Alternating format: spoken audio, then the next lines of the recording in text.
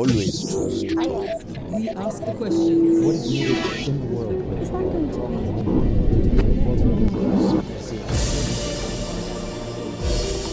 be? In May, the International Football Association, FIFA, will elect a president for the next 4 years. The current president, Sepp Blatter, has been in power since 1998, and under his stewardship there have been serious allegations of corruption, the most recent involving the bids for the World Cups in 2018 and 2022, leading to an internal investigation by the lawyer Michael Garcia. The man expected to be Blatter's main opposition is Prince Ali of Jordan. Appointed head of their football association in his mid-20s, he's been involved in football for 14 years. Now a FIFA vice president, his growing influence was demonstrated in 2012, when he was instrumental in the hijab being allowed in football. In January he announced he would stand for FIFA president, and is building his candidacy on the perceived need for more transparency and change. But football matters were put on hold after the killing of Jordanian pilot Muath al-Kasasbeh by the Islamic State of Iraq and the Levant. As a royal, he is the brother of Jordan's King Abdullah. He had decorated the pilot. It was an event that had a personal impact. Prince Ali's task in football is not to convince the public he is the man to lead FIFA, but the 209 national member associations, and ousting Mr Blatter is no easy challenge. We'll discuss all this as Jordan's Prince Ali talks to Al Jazeera. Thank you, Your Royal Highness, for talking to Al Jazeera. So you're in the running to become president of FIFA. Tell us why you're standing. Well, thank you very much for having me on your show. I've been in football for many years, first as a National Association president in Jordan, and most recently, obviously, in the last 4 years, in the FIFA Executive Committee as a vice president from Asia. And I've seen what has been going on. I've seen the way the game is progressing on and off the field. But having said that, I believe that we have to have a new outlook for FIFA in the future. And we have to have a reverse pyramid, as I like to say, where we serve the needs of our players and others first. And I think that we need a new leadership right now. And that's why I'm determined to hopefully make that change. And why are you the person to make that change? I think through my experience in FIFA, and also to have a different mentality, again, to serve our national associations, serve all the stakeholders in the game, and to bring back the reputation of FIFA to where it should be. The sceptics, and there are plenty of them where football politics are concerned, will say that your vice presidency is coming to an end. So effectively you've got nothing to lose, so that's a good reason to stand. Is it? No, I think that the only reason I'm standing is because I think that there is a definite need for change in the leadership of the game itself. Whether I was to remain on the executive committee or not is a different matter, and I've chosen instead to take the bigger challenge and the more important one, which is to change the organization from the top, and I think that's what's necessary right now. You talk about the top. The top for, 17 years has been Sepp Blatter. Now I know this is not a personal campaign, but his name is very dominant in all of this. There must be an aspect of this that you want to see him removed, and there must be an aspect that you are unhappy with the way he has led the organisation. Well, I think it's common knowledge for football fans around the world that there needs to be a change in FIFA. We need to bring back its reputation. It's a game that is the most popular sport in the world. And I think with all that's happened, all the criticisms of the organization, that it's common sense to make that change, and I'm willing to be the one to do it. How much is he personally responsible for the problems at FIFA as the boss? Well, he has been president. I always say that, for example, if I was president, I would take responsibility for what happens in the organization, and I intend to do that. And I think that's a major issue. And as you said, he has been there for 17 years. And it's time now that we have proper transparency and proper reform. Okay, so you want change, you want to be the person. How are you going to go about that? It's 209 voting member associations. How are you going to get to them and persuade them to vote for you and not for Mr Blatter? Well, first of all, I do actually come as a National Association President from our Congress itself. I've had discussions with all stakeholders involved, but in the coming period, I plan to go and visit national associations across the world and listen to them and hear what their vision is for the future of FIFA, and also convince them, obviously, of my ideas and my thoughts as well. Oftentimes it's difficult for people to understand change, but I intend, right now that the campaign has begun, to discuss with them and hopefully have their support, because at the end of the day, everybody should have the interest of football at heart. Let's talk about the Garcia report. I was in Zurich a few months ago, where it was made very clear to me by people on your committee that they wanted the report published in full. And then, of course, it took a lot to get to the stage where FIFA says, okay, we have to publish this as near as we can in full. Sepp Blatter at the time was claiming, well, actually, my executive committee don't want it made transparent. Was that an outright lie? Well, I know that many of us, and I think people know who they are, did call for the report. Maybe I was the first for the report to be made public, but you know, it also comes back, as I've heard recently with Mark Pyth's recommendations, that things were also altered or changed. And I think that is one of the most important issues, that there is direct interference from FIFA, even when these are independent people coming in to give advice and to make changes for the benefit of football. To explain this to viewers who don't know about Mark Pyth, he looked into FIFA reform in 2011, and the allegation is that what he suggested was altered with Mr. Blatter's knowledge. And is this all part of a problem that most of what's happened with FIFA reform, it's been internal? The ethics committee is internal. It's probably only would be if there was an external force that could change FIFA that we'll ever see any change. Well, that's one of the key points. Even though I have been a member of the executive committee, I have not seen the reports myself, neither have my other colleagues. And the fact of the matter is, when you have two independents of this caliber who for different reasons are disgruntled and upset because they came in to do their job and their work, then it is obvious that there is interference, and that has to change. But we need to be careful here overall. The media needs to be careful, because it'd be very easy, we've got to have a fair platform, it'd be very easy to criticise the man in the hot seat, Sepp Blatter, for a variety of reasons. But actually, there are lots of things we don't know for sure. One of which I would point to is the difference between what we saw with the Michael Garcia report and what Judge Eckert summarised. Now, Michael Garcia said, hey, that's not what I said. Is there really going to be a huge difference? Because German ethics judges are not in the business usually of getting things wrong, and Michael Garcia had a reputation to protect. So it's very easy just to sometimes suspect that something's in a report that might not be there. Well, obviously, again, we're all in the same situation. But you know, what I would guarantee is full transparency. People deserve to know what is happening, and that is the only way to rebuild confidence in this organisation. And do you think, really, it can ever happen with the present incumbent? Well, all I can say is that I would guarantee that it does. You mentioned coming from Jordan. You needed to break off your presidential campaign because of the situation with the Jordanian pilot who was killed by ISIS, and that personally affected you. Yes, of course. You know, this is somebody, a hero, who was not just defending Jordan and not just defending the Muslim world, but defending the principles of everybody the world over.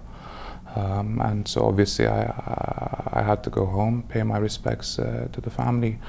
I actually graduated him, but at the same time, this is something that is long-term, not something that will end soon. But you know, I think he has united our country in its commitment, and even our region, to do what must be done to improve things for the world over.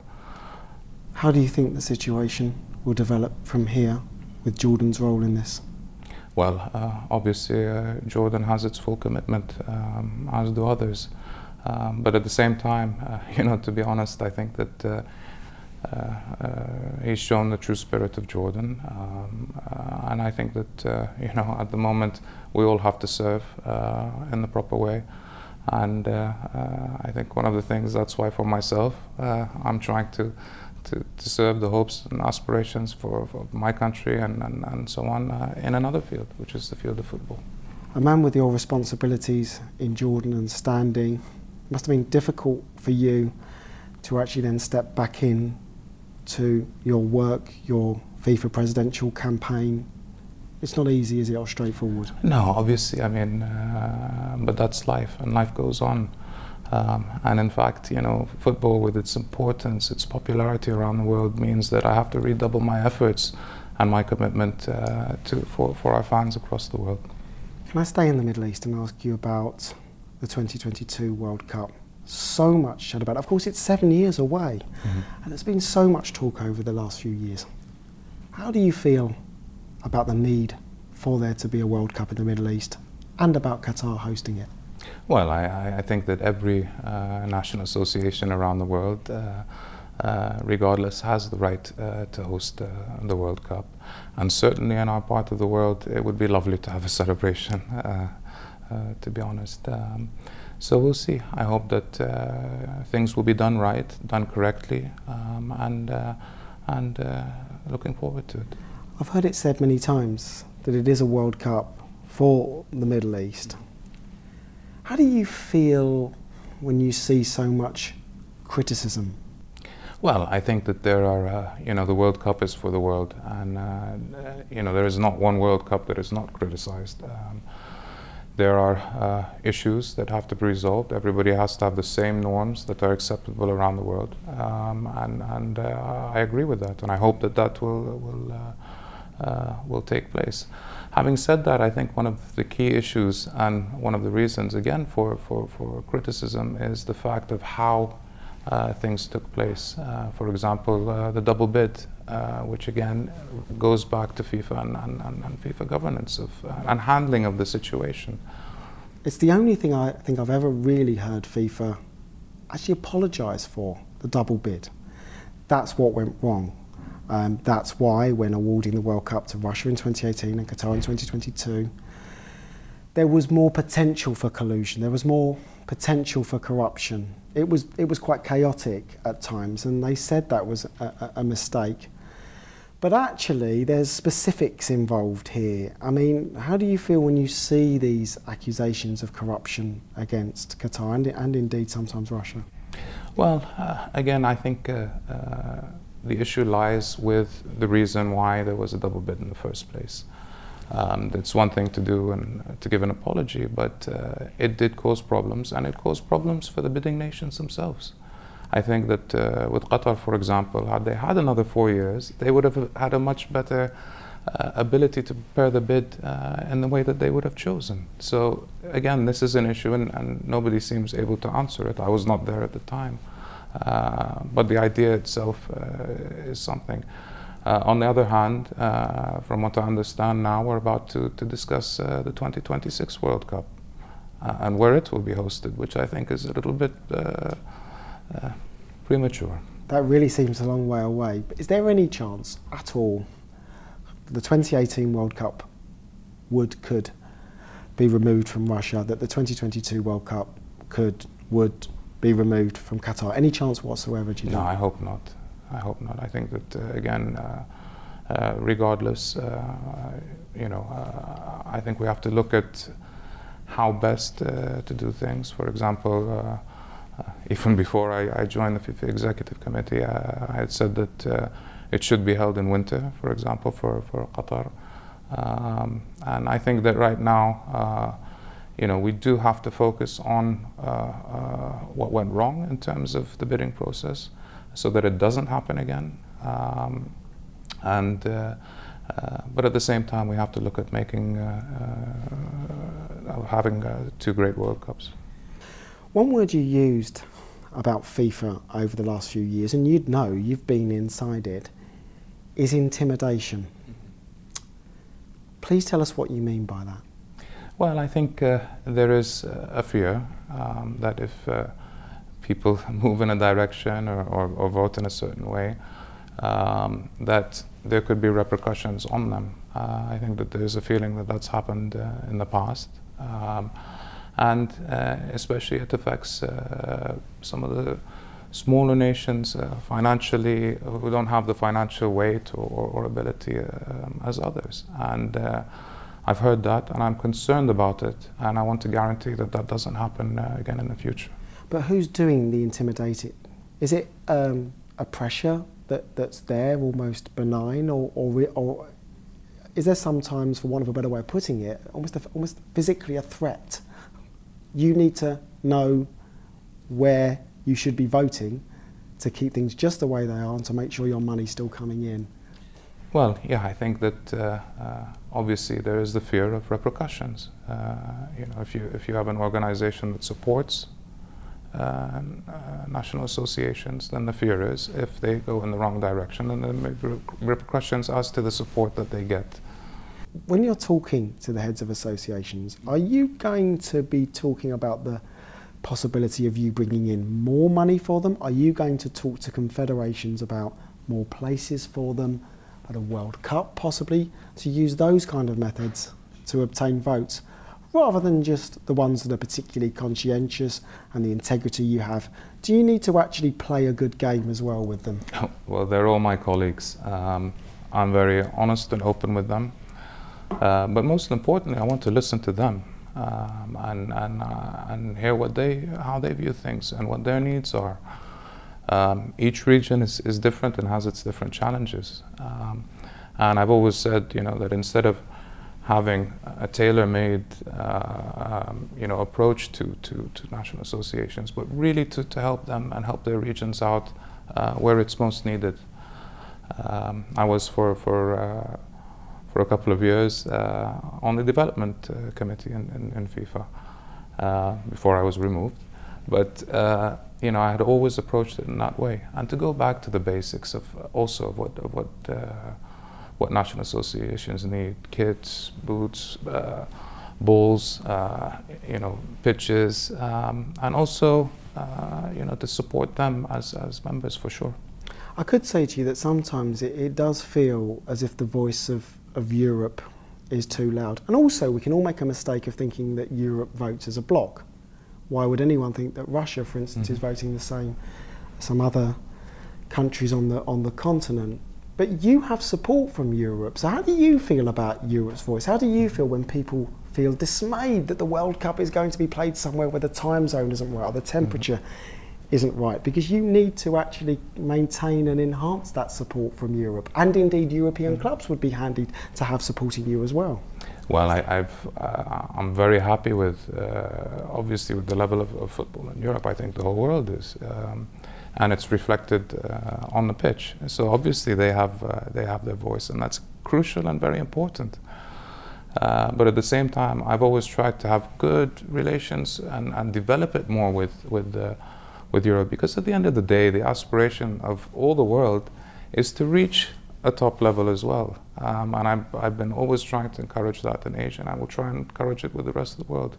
We all want to aspire to be at that level.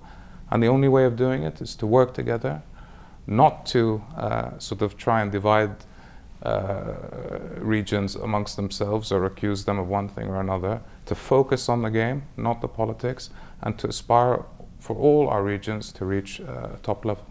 Tell us what excites you, who excites you, what teams excite you, what players excite you, what gets you passionate about football? Well, when I started in football, I was 25 years old. I was the age of our average national team player, and so I had that link with them that was a little bit different than sort of coming in and dictating how things are done. So I've always had that understanding, and that relationship has continued till now with players, not just in my country, but but in other places as well and around the world, and those that I've come to know. And again, that comes back to why we have to focus, on the base and on the people on the pitch, on our kids, boys and girls. And I think that's what we have to do, and serve their needs in all aspects of the game. Protect them as well.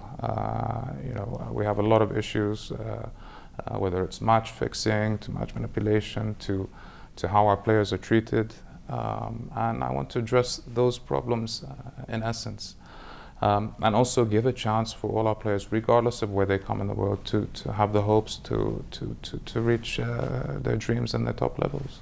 I've witnessed at close hand you addressing problems. I was at the International Football Association board meeting in, I think it was 2012, sure, wasn't it?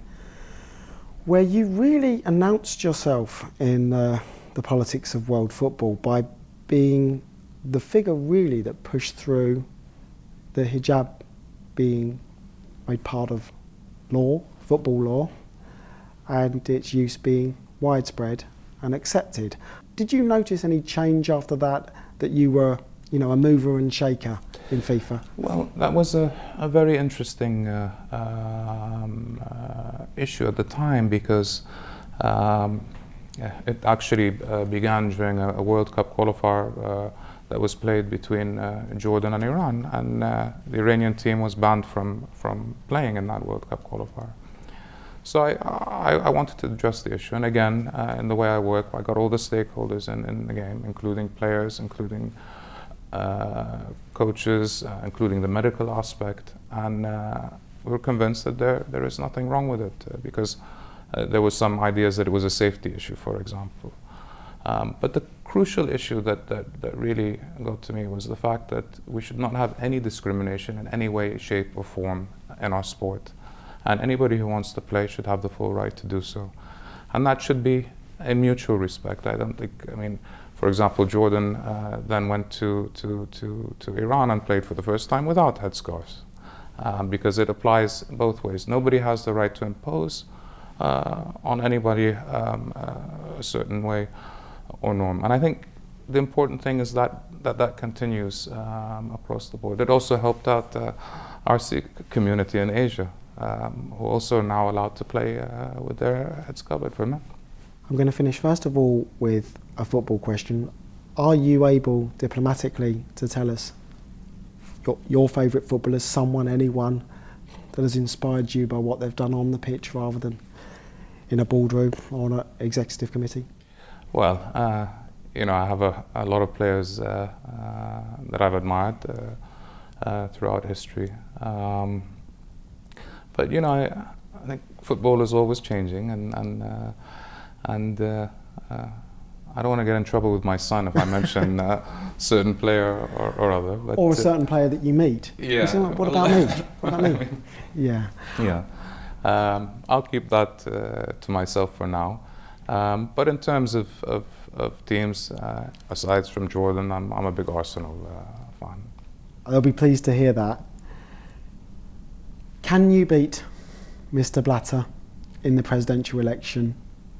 Will you beat Mr. Blatter? Well, we have a few months to go, and I will do my best in this campaign and to convince our national associations that I am the right candidate to be president of FIFA. And if the election happened tomorrow, I think you'd be the first to say, that would be too quick. I couldn't beat him in that time. He's got the votes now. What's going to change? What has to change for you?